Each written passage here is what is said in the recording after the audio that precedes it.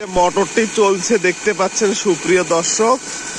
এই মোটরটি চলার কারণে বিদ্যুৎ বিল বেশি আসছে, জমিতে সেচ দিচ্ছে, এর কারণে বিদ্যুৎ বিলটা বেশি আসছে। কিভাবে বেশি আসছে আমি আপনাদের প্রমাণ দেব, আপনারা অবশ্যই ভিডিওটা ফুল দেখেন।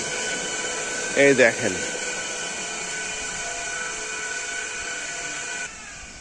এই যে মোটরের এই যে একটা দিয়ে এখানে কানেকশন করছে, আর্থিং কানেকশন এটা করছে, এক তার দিয়ে করছে আর্থিং কানেকশন, এটা লাল তার, তবু এই তার দিয়ে আর্থিং কানেকশন করছে।